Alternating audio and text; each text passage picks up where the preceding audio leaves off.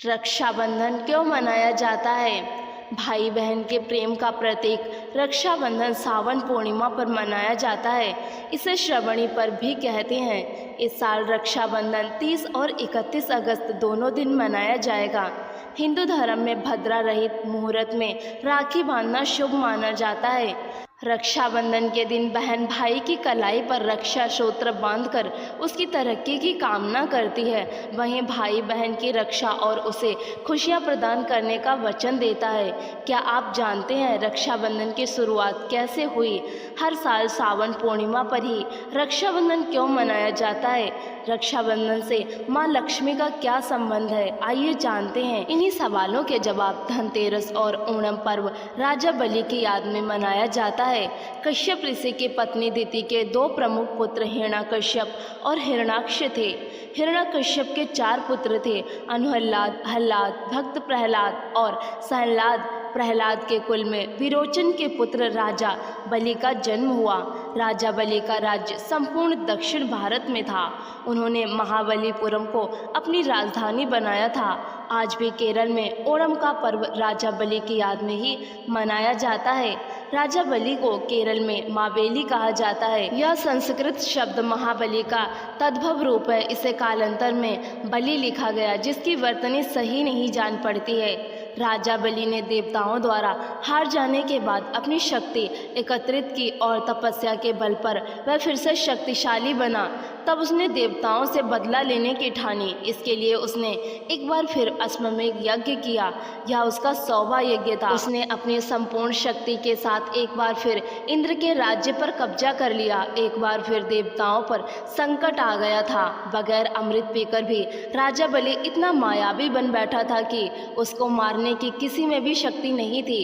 वामन अवतार ऋषि कश्यप तथा उनकी पत्नी अदिति के पुत्र थे। वे आदित्यों में 12वें थे। ऐसी मान्यता है कि वह इंद्र के छोटे भाई थे और राजा बलि के सौतेले भाई। विष्णु ने इसी रूप में जन्म लिया था। देवता बलि को नष्ट करने में असमर्थ थे। बलि ने देवताओं को यज्ञ करने जितनी भूमि ही दे रखी थी। सभी देवता अमर होने के बावजूद उसके खौफ के चलते छिपते रहते थे। तब सभी देवता विष्णु की शरण में गए। विष्णु ने कहा कि वह भी उनका भक्त है, फिर भी वे कोई युक्ति सोचेंगे। तब विष्णु ने अदिति के यहाँ जन्म लिया और एक दिन जब बलि यज्ञ की योजना बना रहा था, तब वे ब्राह्मण भेष में वहां दान लेने पहुंच गए। उन्हें देखते ही शुक्राचार्य उन्हें पहचान गए।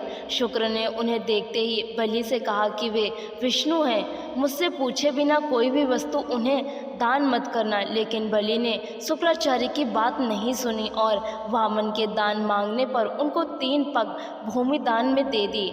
जब जल छोड़कर सब दान कर दिया गया, तब ब्राह्मण वेश में वामन भगवान ने अपना विराट रूप दिखा दिया। एक पग में भूमंडल नाप लिया, दूसरे में स्वर्ग और तीसरे के लिए बलि से पूछा कि तीसरा पग कहाँ रखूं। पूछने पर बलि ने मुस्कुराकर कहा, इसमें तो कमी आपके ही संसार बनाने की हुई। मैं क्या करूं भगवान, अब तो मेरा सिर ही बचा है। इस प्रकार विष्णु ने उसके सिर पर तीसरा पैर रख दिया। उसकी भक्ति से प्रसन्न होकर विष्णु ने उस पाताल में रसातल का कलयुग के अंत तक राजा बने रहने का वरदान दे दिया। तब बलि ने विष्णु से एक और वरदान मांगा। विष्णु को बनाया रक्षक, तब लक्ष्मी ने बांधा रक्षा सूत्र। राजा बलि ने कहा कि भगवान, यदि आप मुझे पाताल लोक का राजा बना ही रहे हैं तो मुझे वरदान दीजिए कि मेरा साम्राज्य शत्रुओं के प्रपंचों से बचा रहे और आप मेरे साथ रहें। अपने भक्त के अनुरोध पर भगवान विष्णु ने राजा बलि के निवास में रहने का संकल्प लिया।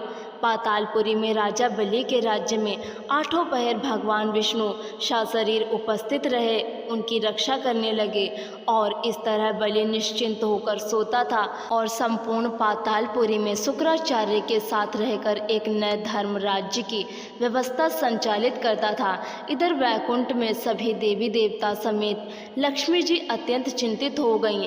तब इस कठिन काल में नारद जी ने माता लक्ष्मी को एक युक्ति बताई। उन्होंने कहा कि एक रक्षा सूत्र लेकर वे राजा बलि के पास अपरिचित रूप में दीनहीन दुखियारी बनकर जाएं और राजा बलि को भाई बनाकर दान में प्रभु को मांग लाएं।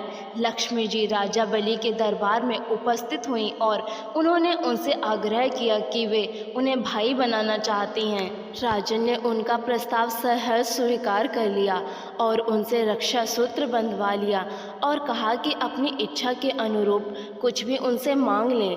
लक्ष्मी जी इसी हेतु वहाँ आई थी। उन्होंने राजा से कहा कि आप मुझे अपनी सबसे प्रिय वस्तु दे दें। राजन घबरा गए। उन्होंने कहा, मेरा सर्वाधिक प्रिय तो मेरा यह प्रहरी है, परंतु इसे देने से पूर्व तो मैं प्राण त्यागना अधिक पसंद करूंगा। तब लक्ष्मी जी ने अपना परिचय उन्हें दिया और बताया कि मैं आपके उसी प्रहरी की पत्नी हूँ जिन्हें उन्होंने बहन माना था। उसके सुख और सौभाग्य और गृहस्थी की रक्षा करना भी उन्हीं का दायित्व था और यदि बहन की ओर देखते तो उन्हें अपने प्राणों से भी प्रिय अपने इष्ट का साथ छोड़ना पड़ता। पर राजन भक्त, संत और दानवीर यूं ही तो ना होते। उन्होंने अपने स्वार्थ से बहुत ऊपर बहन के सुख को माना और प्रभु को मुक्त कर उनके साथ वैकुंठवास की सहमति दे दी। परंतु इसके साथ ही उन्होंने लक्ष्मी जी से आग्रह किया कि जब बहन बहनोई उनके घर आ ही गए हैं तो कुछ मास और वहीं ठहर जाएं और उन्हें आतिथ्य का सुअवसर दें।